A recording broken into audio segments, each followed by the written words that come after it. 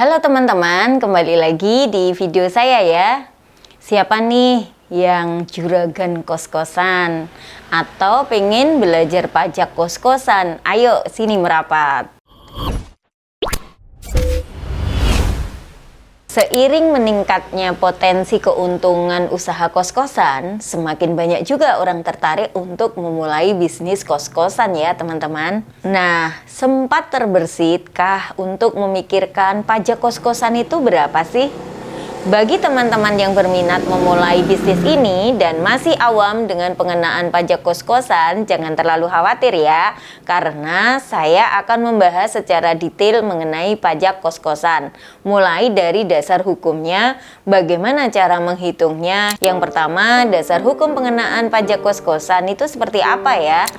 Sebelumnya, Undang-Undang Nomor 28 Tahun 2009 tentang Pajak Daerah dan Retribusi Daerah, Undang-Undang PDRD mengatur dasar hukum untuk pajak kos-kosan.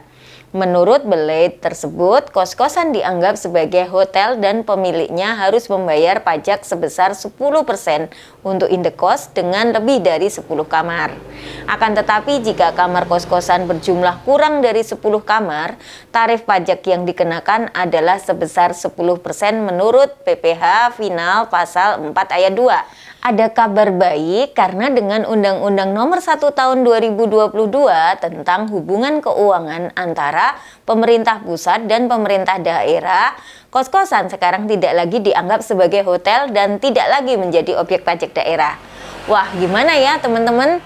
Kabar baik bukan kalau begini? Saat ini penghasilan dari kos-kosan masuk dalam penghasilan usaha menurut Peraturan Pemerintah RI Nomor 34 Tahun 2017 tentang pajak penghasilan atas penghasilan dari persewaan tanah dan atau bangunan, sehingga mekanisme pajak yang berlaku sebelumnya tidak berlaku. Lalu berapa ya tarif dan cara menghitung pajak kos-kosannya?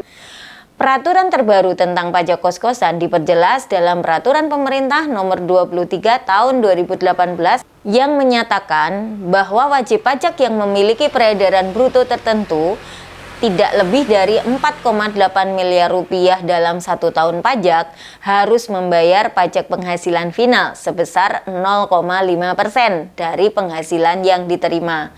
Namun dalam Undang-Undang Harmonisasi Peraturan Perpajakan atau Undang-Undang HPP diperlakukan batas peredaran bruto yang mendapat insentif pajak bagi pelaku UMKM orang pribadi sebesar 500 juta rupiah. Di mana penghasilan dari usahanya tidak dikenakan pajak. Nah, sekarang teman-teman sudah memahami ya bahwa perhitungan pajak kos-kosan telah mengalami perubahan dan tidak lagi disamakan dengan hotel. Lalu gimana ya teman-teman cara menghitungnya? Sesuai dengan peraturan, maka perhitungan PPh final pajak kos-kosan adalah penghasilan setahun dikurangi batas peredaran bruto.